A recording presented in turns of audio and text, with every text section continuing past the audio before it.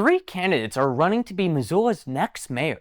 Because of this, a primary will be held on September 9th to narrow the field down to two, who will then advance on to the November election.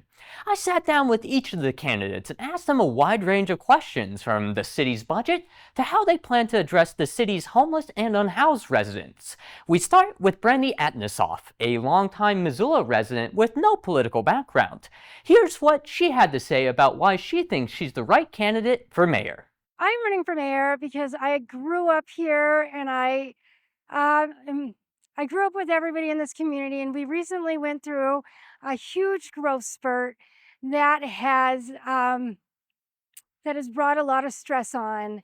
And so I am running to listen. Brandi Atanasoff, a longtime Missoula resident with no political background, is seeking office largely due to changes she says she's seen within the community over the past couple of years. Over the last few years, a lot of people have felt unheard, and a lot of people that have navigated our resources before are having a hard time navigating them now because we have shifted the way in which it is being done.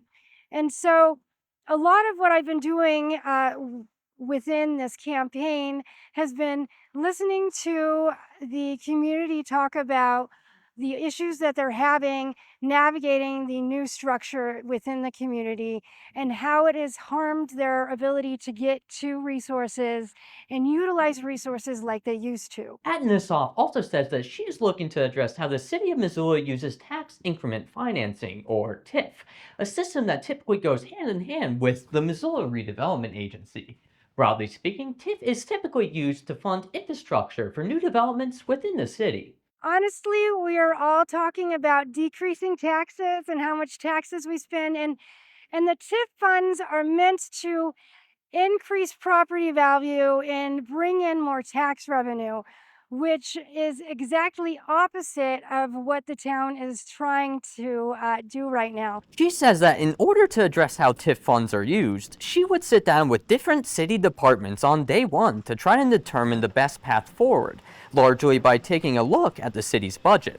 A budget that she thinks is currently not addressing the community's needs. We say we are being super frugal and we're cutting things because we don't want to increase taxes, but then the MRA has $28 million that have been allocated to be invested to increase property value and bring in tax revenue. On top of TIF funding, Atanasoff says that addressing the city's homeless and unhoused residents is also top of mind. I also want to get the structure of how we deal with homeless services and adversity back into something that functions. 15 years ago, it functioned and we had a really great structure. So it'd be really easy to go back to what we already did to fix what we have going on right now. But overall, Atanasoff says that listening to the community is her top priority. I love my community, and there's a lot of people that have not been heard,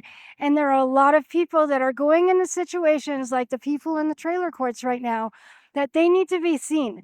We cannot just turn a blind eye to these things going on right now, and that is why I'm running. This election is mail-in only, and you should have already received your ballot in the mail. And if not, contact the Missoula County Elections Office right away, as Election Day is just around the corner on September 9th. For a list of drop-off locations and our full interview with Atanasoff, head to our website, KPAX.com.